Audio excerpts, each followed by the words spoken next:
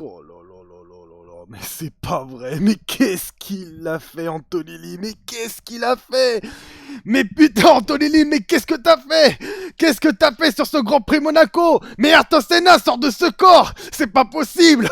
Mais partir à la pole position, transformer en victoire et ajouter à cela le meilleur temps en course sur un tracé qui est censé être très sinueux et très étroit. Franchement, bravo! Mais franchement, bravo! En plus, c'est un circuit pardon, qui est réputé comme hyper technique, où la précision et aussi la concentration demandent à son maximum. Mais Antonelli a tout bon! Mais Antonelli n'a pas commis la moindre d'erreur! Mais ça, c'est juste dingue ce qu'il a fait! En plus, il a parfaitement bien dominé la course, que ce soit au premier départ jusqu'au drapeau rouge et même aux relances du départ. Mais franchement, Antonelli, mais c'est juste incroyable. Là, il faut dire quand même les termes. Antonelli, si ça continue comme ça, mais Antonelli, j'avais déjà dit durant mon live, mais Antonelli, à force de continuer comme ça, il va complètement rouler le championnat. Il va rouler complètement le championnat. Parce qu'au début, je pensais un peu plus que ce sera la bataille entre Russell et Antonelli. Mais là, plus le temps passe, plus la chance va de plus en plus du côté Antonelli. Et là, je pense qu'avec Monaco, je pense que j'ai tout vu. Je pense que j'ai tout vu. Mais c'est une maîtrise mais totale pour Antonelli. Il a grappillé, il a complètement écarté. Il a complètement écarté la deuxième. Que ce soit Hamilton, que ce soit autre. Mais vraiment, Antonelli, ce qu'il a fait sur ce Grand Prix Monaco, c'est juste sensationnel. Il faut reconnaître, Antonelli, ce qu'il a fait, c'est incroyable. Incroyable Antonelli. En plus, il inflige encore une fois 25-0 face à George Russell qui s'écroule avec sa pénalité. D'ailleurs, pénalité, il faut qu'on en parle. Parce que la pénalité aussi, ça joue aussi sur ce Grand Prix Monaco. Et je me demande même que les pénalités, et c'est même limite la pénalité, ça a été élu pilote du jour, quoi. Parce que là, à l'heure où je vous parle, il y a quand même il y en a à peu près peut-être 5, 6 ou 7 voitures, 7 pilotes qui reçoivent une pénalité d'au moins 5 secondes, généralement par le dépassement de vitesse limitée dans la voie des stands. Ouais, alors, il y a quand même certains points où je suis pas trop d'accord, notamment à Pierre Gasly. Dommage qu'il n'a pas pu, avec sa pénalité, qu'il termine 7ème, sinon on aurait pu finir au 3ème, donc premier podium, enfin première fois pour Alpine depuis le Brésil 2024. Dommage pour Pierre Gasly qui aurait pu terminer 3ème.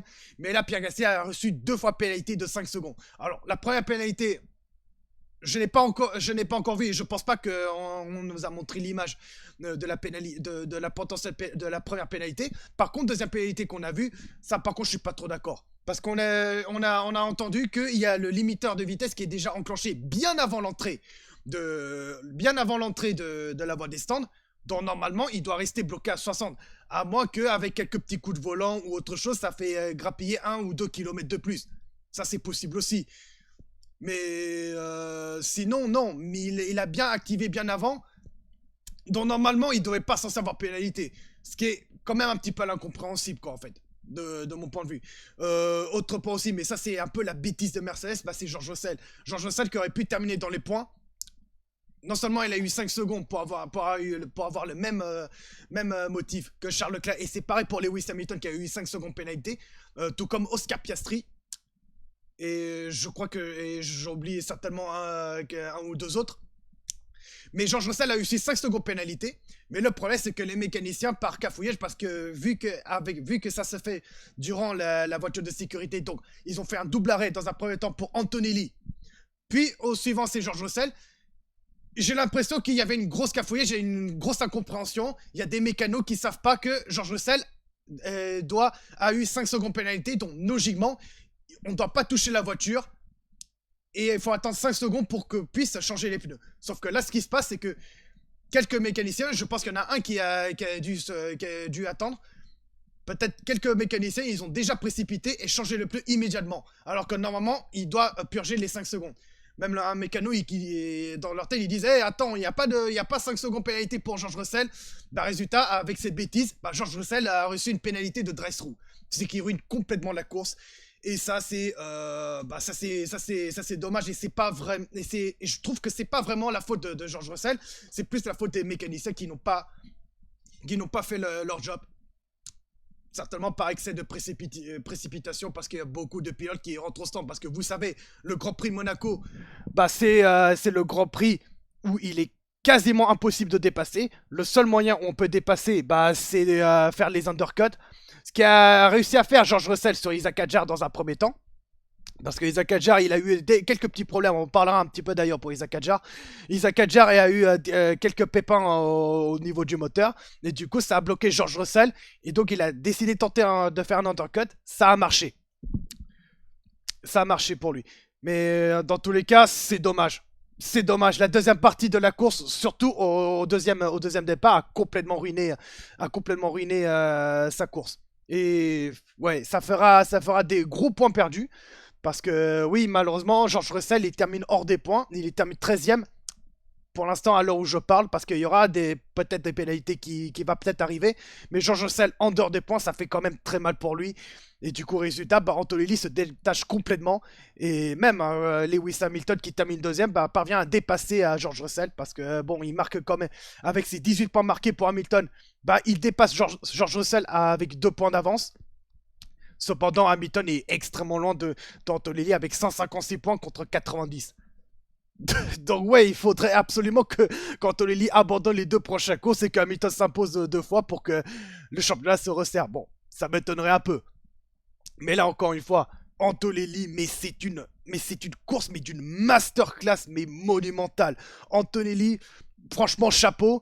Antonelli, plus jeune vainqueur de ce Grand Prix Monaco, ouais, dans mon passé, ça s'est jamais arrivé. À part Sebastian Vettel et Max Verstappen. Même ces deux-là, il faut attendre quelques années supplémentaires. Mais là, Antonelli, à moins de 20 ans, il a fait une performance d'une masterclass sans nom sur ce Grand Prix Monaco. Franchement, bravo. Bravo, mais incroyable pilotage pour Antonelli. Bref, mais tout ça pour dire que, franchement, c'est peut-être à ce moment-là où on constate vraiment les capacités d'Antonelli. On peut en parler, hein, le débat avec oui, c'est normal, il avait sa meilleure voiture qui est Mercedes ou autre truc. Mais quoi qu'il en soit, si c'est pas la voiture, il y a son talent. Et le talent, il est là. Il est là, Antonelli. Antonelli a un talent incroyable.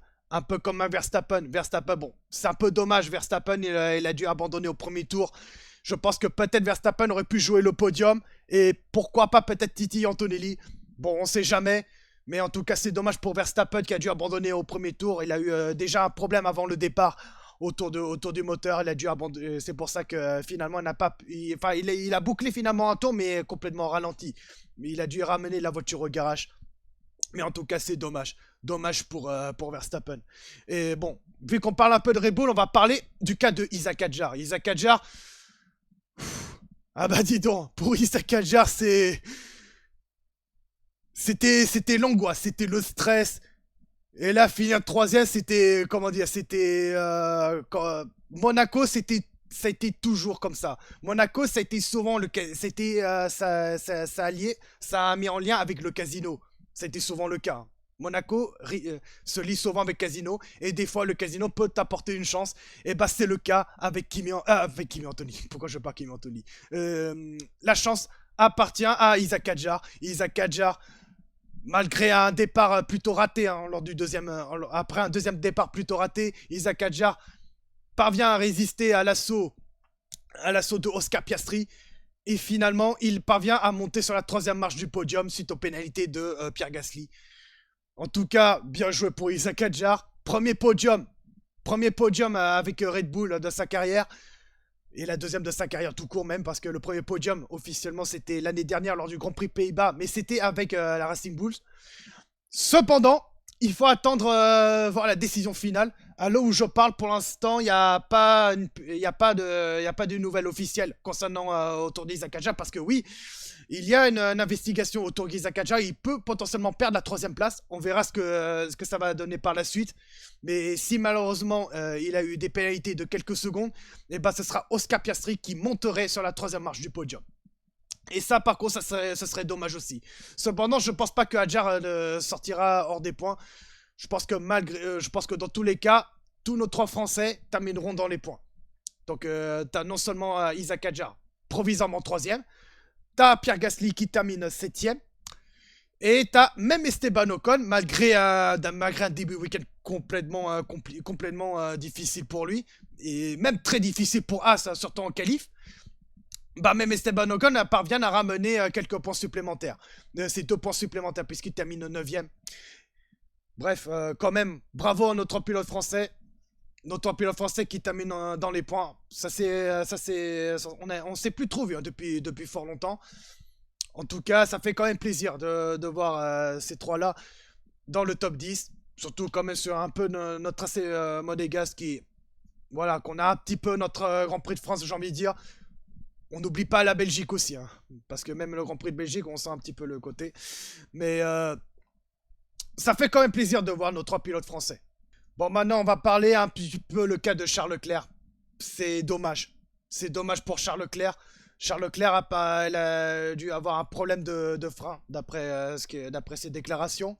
Charles Leclerc, malheureusement, il s'est craché au même endroit que Lance Stroll. Lance Stroll, plutôt, il s'est craché autour du virage d'Anthony Nogues, donc dans le dernier virage.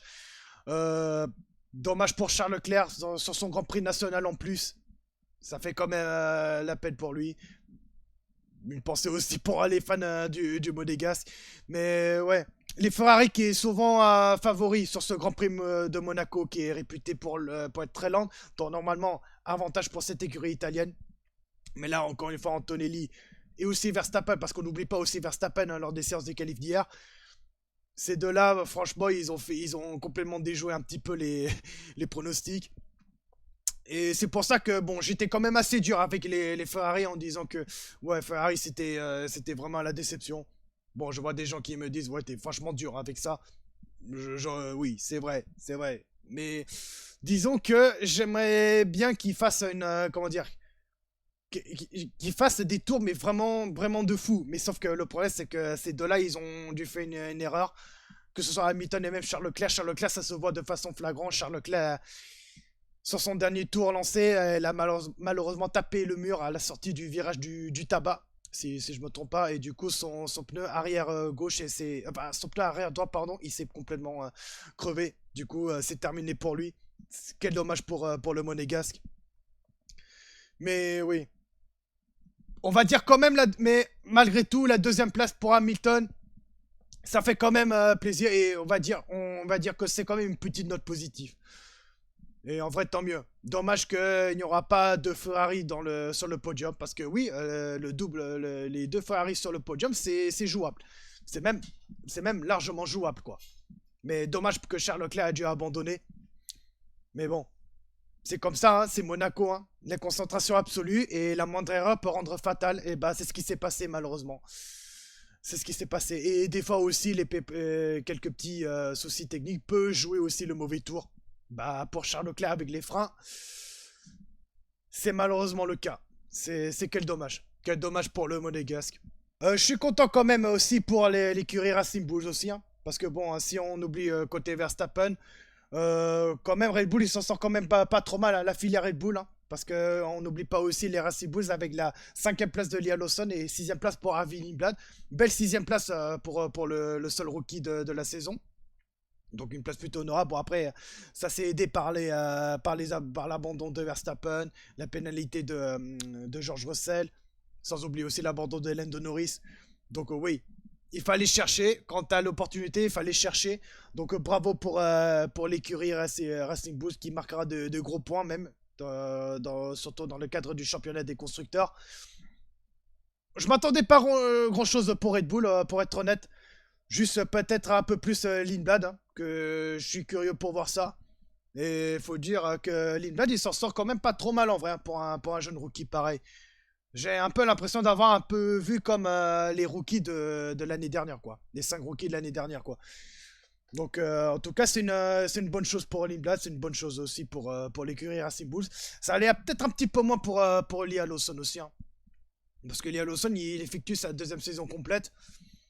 Bon, il termine quand même 5ème devant son coéquipier, son jeune coéquipier. Bon, ça reste quand même un bon résultat. Mais il y a surtout un point où je suis quand même content. C'est pas forcément Alexander Albon, parce que bon, Alexander Albon, il a fait quand même sa course. Ça aurait pu être aussi Carlos Sainz qui mettent les deux Williams dans les points. Malheureusement, c'est pas le cas. Il s'est fait victimiser par un tamponnage par une Audi et finalement par je crois que c'est Bortoleto. Puis finalement, c'est Colapinto. Bon, finalement, Carlos Sainz ça ne peut pas faire grand chose. C'est dommage pour lui. Mais celui que je suis le plus heureux quand même, c'est Sergio Perez avec la Cadillac. Enfin, un premier point. Il faut attention au Grand Prix de Monaco pour que enfin Cadillac marque ses premiers points, enfin son unique point, parce que la 10e place de Perez signifie un point seulement. Signifie un point seulement. Bon, c'est mieux que rien. Et en tout cas, ça donne un petit coup au moral, surtout avec ces temps un peu difficiles, quoi. On parle des pressions autour de Valtteri Bottas. On parle aussi un petit peu de la situation avec Colton Herta, qui est le pilote de réserve, où c'était un peu compliqué. On va espérer un petit peu que les choses s'améliorent, commençant déjà par les prochains Grands Prix. Mais en tout cas, je suis quand même content de voir un Cadillac dans les points. Enfin, un Cadillac dans un point. C'est quand même un point, quand même un petit peu, j'ai envie de dire, un peu de la chance aussi, hein. J'ai envie de dire aussi. Mais bon, Sergio Perez, il a fait quand même une course plutôt propre. Donc, pas de souci pour lui. Donc, voilà, comme quoi, moins d'erreurs, il peut payer, quoi. Ils peuvent payer, tout simplement. Mais je suis content pour l'écurie Cadillac. Et aussi un peu pour Sergio Perez aussi, hein. Parce que Sergio Perez, avec ces derniers temps, avec Red Bull, tout est compliqué. Là, au moins, il pourrait au moins savourer pendant un instant avec Cadillac. Et donc, on espère que les prochains Grands Prix seront un peu meilleurs. Mais de toute façon, je disais que depuis le début de la saison, pour Cadillac, pour moi, j'attendais quelques grands prix, minimum un grand prix dans les points. Je suis assez modeste pour dire ça. Bon, finalement, c'est le cas avec Monaco. Après, on verra si il va encore saisir une nouvelle chance de terminer dans les points. Grand maximum, peut-être 9ème, parce que bon, ça m'étonnerait qu'il termine 8ème, 7ème. Mais ça fait plaisir. Au moins, c'est un point qui fera plaisir à Cadillac. Ça te donne un petit coup au moral. Donc on verra pour ça. Sinon, on pourra parler aussi de Fernando Alonso. Ce qui est. Où c'est un peu dommage qu'il termine dans la porte dans les points. Sinon, aurait pu peut-être finir devant Perez ou quelque chose. Mais bon. C'est dommage pour Fernando Alonso, surtout après après des semaines, des mois de galère avec son Aston Martin, avec son moteur GP2. Un petit point pour Alonso ne fera pas plus de mal. C'est un peu dommage pour lui. Donc bon. Aston Martin, c'est le seul écurie n'ayant pas marqué de points, n'ayant toujours pas marqué de points. Bon bah autour de l'écurie anglaise, hein, l'écurie de Lawrence Stroll qui doit faire le job. Maintenant l'objectif est simple, c'est ramener au moins la voiture dans le top 10, au moins une voiture dans le top 10 sur les autres grands prix, restants. Monaco, c'est le 6ème manche du championnat. Donc si on enlève 6, il ne reste plus que 16 grands prix. 16 grands prix restants. Donc il a 16 grands prix pour ramener au moins une voiture dans le top 10. Certainement pour Alonso, pour Lance Stroll, faut pas s'attendre grand chose. Lance Stroll qui a dû abandonner, hein, c'est apparemment peut-être un problème de moteur. Qui a dû. Enfin, entre mélange de problème moteur, moteur électrique, c'était très hasardeux hein, d'après les déclarations de Lens. Et c'est peut-être pour ça qu'il a dû tirer tout droit, mais en tout cas, c'est un peu bizarre. Parce que moi, j'ai plus l'impression, et c'est pareil pour Charles Leclerc, j'ai plus l'impression qu'il n'y a plus d'adhérence. Il a dû rouler sur les débris de gomme. Et c'est un peu ça qui a fait bousculer un peu sa voiture, enfin, bousculer, qui a dû perdre l'adhérence au niveau de la voiture et donc tirer tout droit. Boum, résultat, abandon dans le mur du virage d'Anthony Nogues.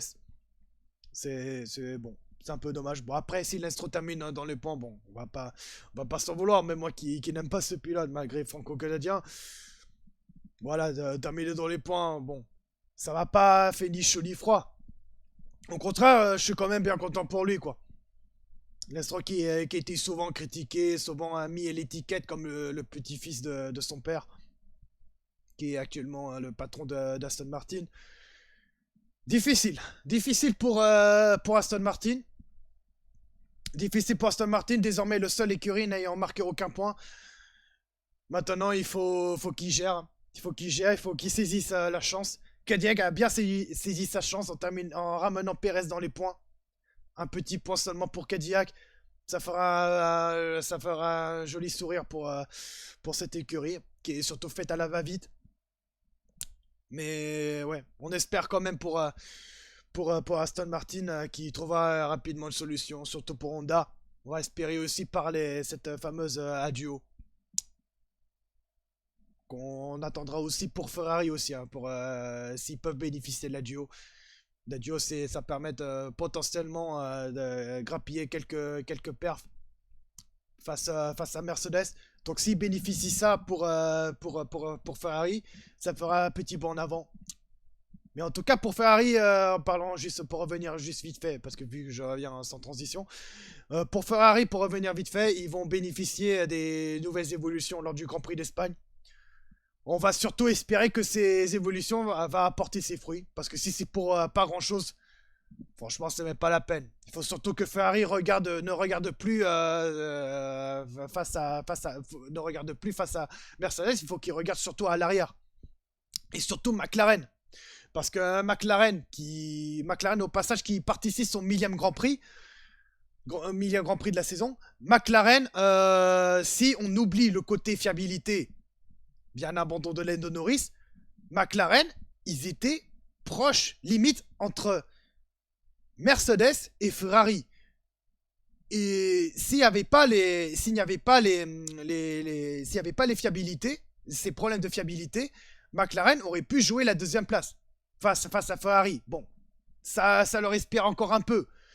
Mais attention, derrière, faut faire attention à McLaren. Surtout que McLaren n'a pas participé au Grand Prix de Chine. Donc, ouais, faut faire très attention à Ferrari. Parce que derrière, t'as quand même un McLaren qui est plutôt menaçant. Bon, Ferrari, il est quand même deuxième avec 165 points. Contre seulement 118 pour McLaren. Mais encore, il faut surtout faire attention à ce qu'il y a derrière. Et surtout ne plus penser à Mercedes. Parce que bon, Mercedes, dans le championnat des constructeurs, ils sont bien loin avec 244 points. 244 points, je pense que ça y est, c'est irrattrapable. Et attention potentiel peut-être à Red Bull aussi, parce que si en deuxième partie de la saison, Red Bull va très bien, notamment avec le moteur Ford, attention, la deuxième place peut encore se jouer aussi. Et c'est ce qui s'est passé l'année dernière. Un peu comme... sauf que contrairement à l'année dernière, où c'était très compliqué pour Ferrari, la deuxième place était plus que miraculeuse. Là, terminer encore une fois troisième, même troisième, j'accepte pas. Mais quatrième, ça aurait été une grosse humiliation. Mais même troisième place, j'en veux pas. C'était quand même une déception, quoi. Il faut que Ferrari termine au moins deuxième pour pour avoir au moins un indicateur de performance, quoi, en vrai. C'est un peu ça, en fait, ce que je voulais dire. Et aussi espérer un petit peu au Tifosi, quoi. Parce que ces pauvres-là, ça fait quand même depuis bientôt 20 ans. Enfin, ça fait quand même 19 ans si on compte le titre des pilotes, mais 18 ans pour le titre constructeur. Ça fait quand même très bien longtemps que Ferrari n'a plus gagné. N'a plus gagné le moindre championnat. Et ben, les tifosi Ferrari, ils espèrent au moins soulever au moins un titre, quoi. J'ai un peu l'impression que Ferrari, pour moi, c'est un peu l'OM, quoi, en vrai. L'OM, c'est un club qui avait des chances de remporter le titre, mais finalement ça s'est pas concrétisé. Le dernier titre c'était en 2012, si je me trompe pas, en coupe de la Ligue. Mais pour moi, Ferrari c'est un peu préparé, quoi. C'est un peu l'OM mais version Formule 1. Mais bon, désolé les Marseillais, je suis pas là pour parler sur ça. Bon, je suis parisien, c'est normal, je me taquine un peu, quoi. C'est un peu chambrage. Ça s'appelle le chambrage. On vous en veut pas. Bon, on va espérer quand même que vous allez vous en sortir. Mais oui, en vrai, j'espère vraiment que Ferrari apportera des jours meilleurs. Certainement pour l'année prochaine minimum. Parce que faut dire les termes 2026. Je pense que c'est mort pour Ferrari. Parce qu'il faut dire les termes. Antonelli, il est bien loin. Il est plus que jamais favori pour remporter le championnat. Et quant à George Russell, apparemment, il décide de démissionner, quoi. George Russell, on a même l'impression qu'il n'a pas vraiment envie de se lancer, quoi. Alors il avait la voiture pour remporter au moins un championnat, quoi. Mais si ça continue comme ça, je suis pas sûr que Toto Wolff va-t-il préserver George Russell, quoi. Parce qu'on a même plus l'impression de Toto Wolff qui protège à son aimé Antonelli, quoi. On verra ce que ça donne pour le prochain mercato, s'il y en a. Mais on verra pour ça. En tout cas, c'est dommage. C'est dommage pour Russell, quoi, qui se voit complètement détaché un petit peu. Enfin, même complètement. On va espérer peut-être le Grand Prix d'Espagne. Enfin, le Grand Prix de Catalogne, pardon. Parce que officiellement, c'est pas Grand Prix d'Espagne. Le Grand Prix d'Espagne, c'est au mois de septembre. Mais on espéra que le Grand Prix de Barcelone-Catalogne apportera un petit peu les choses positives pour George Russell et de quoi relancer un petit peu le championnat. Mais ça va être encore compliqué puisque il est derrière Lewis Hamilton désormais. Il tombe à la 3e place pour Hamilton face à Hamilton qui est désormais 2e avec 90 points. Mais ça reste quand même très loin par rapport à 156 points de Kimi Antonelli, dont la marche est beaucoup trop grande, quoi. Donc ouais, on a plus l'impression qu'on assistera à une nette nomination pour Antonelli. Ça je peux vous le dire, quoi. Mais bon, on va espérer que ce sera pas comme le coup comme Oscar Piastri de l'année dernière, je parle. Oscar Piastri qui a pourtant bien dominé le championnat, puis tout s'écroule à la fin après le Grand Prix de Pays-Bas de l'année dernière pour que ça puisse s'écrouler et que finalement c'est Lando Norris qui puisse saisir sa chance. Et sans parler la menace de Max Verstappen, quoi. Mais bon, Verstappen cette saison, je pense que c'est mort pour lui. Au moins il termine quelques podiums. Peut-être au moins une victoire. On verra un peu pour ça. En tout cas, c'est. En tout cas, la suite, ouais. La suite, malgré la domination d'Antonelli, ça risque d'être passionnant. C'est surtout qui va terminer deuxième, qui termine troisième ou autre. Parce que je pense que la première place, il est déjà presque scellé, quoi. On verra le prochain. Parce que bon, ce n'est que Monaco. Monaco, vous savez très bien, Monaco, c'est extrêmement difficile, voire quasi impossible de dépasser. Donc c'est un peu trompeur en termes de au niveau de mes pronostics, mais bon. Parce que pour moi, j'ai plus l'impression qu'en vrai, c'est à peu près pareil, quoi. Que ce soit Monaco ou autre. Peut-être des pénalités, c'est certaines, peut-être les pénalités qui jouent un peu les mauvais tours. Et donc qui pimentent un petit peu la course. Parce que oui, cette course-là, finalement, je suis pas tant nul que ça pour un Grand Prix de Monaco. C'est en vrai, ça va. C'est largement meilleur que le Grand Prix de l'année dernière.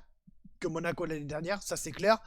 Notamment cette histoire farfelue avec les histoires de radio entre ouais, si t'as quelque chose, s'il y a quelque chose, voiture sécurité à la 60, je sais pas combien de minutes, quelque chose à la 38e minute.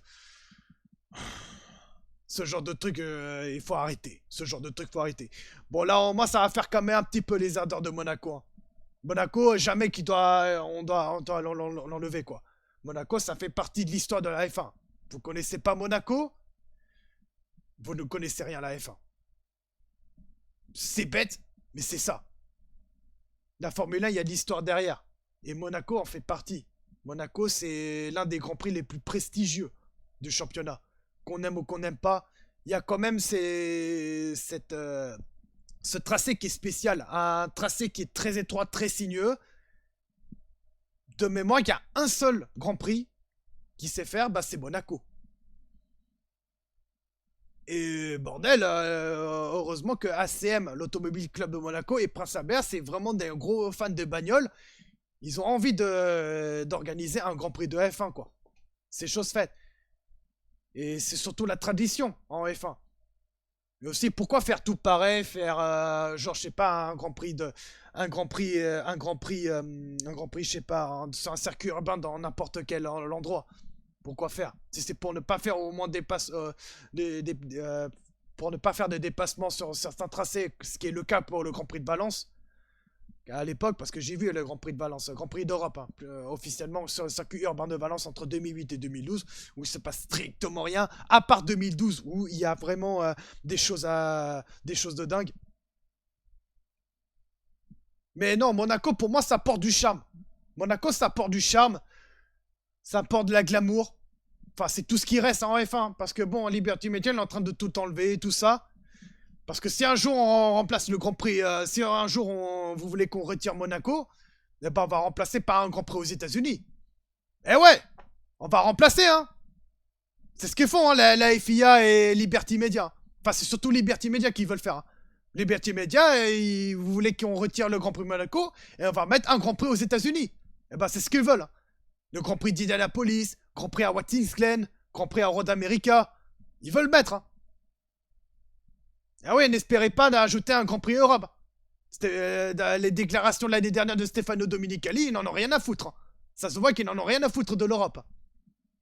Et autre preuve aussi, le Grand Prix de Las Vegas, il a été prolongé de 10 ans supplémentaires. 11 ans même, si on ajoute le Grand Prix de l'année prochaine. Et ouais, Grand Prix de Las Vegas prolongé 10 ans supplémentaires. Sans parler le Grand Prix de Miami prolongé jusqu'en 2041. Donc ouais, on a quand même ce côté quand même prestige hein, en Europe. Tout ça pour dire que cette histoire de l'hypocrisie en disant ouais il faut retirer Monaco, faut retirer Monaco, ça faut arrêter. En plus ça concerne que minorité, même Max Verstappen il s'en moque littéralement hein, de ces gens-là qui critiquent le Grand Prix Monaco. J'approuve totalement ce qu'il dit. Je suis complètement d'accord sur ce qu'il dit. Pour moi, Monaco, ça doit pas retirer. Ça doit rester au calendrier. Ça fait partie de la tradition. Si on enlève ça, bah, qu'en reste-t-il pour la F1 ? Parce que on n'a plus ce côté glamour, ce côté prestige. Monaco a la chance qu'il en a. C'est vraiment bête d'en arriver à ce point-là, quoi. Bref, j'en ai déjà assez dit. La vidéo est beaucoup trop longue pour ça. On se retrouve dès la semaine prochaine pour le Grand Prix de Barcelone-Catalogne. En même temps que les 24 heures du Mans. Bien joué la FIA. En tout cas, on s'abonne à ma chaîne. N'hésitez pas à lâcher un pouce bleu. Dites-moi ça dans les commentaires si j'avais oublié de dire des choses. J'en rajouterai des mises à jour si les pénalités tombent à l'heure où je parle ou à l'heure où je monte la vidéo. Mais en tout cas, prenez soin de vous, passez une bonne semaine et à la semaine prochaine pour le Grand Prix de Barcelone-Catalogne. Allez, salut à tous.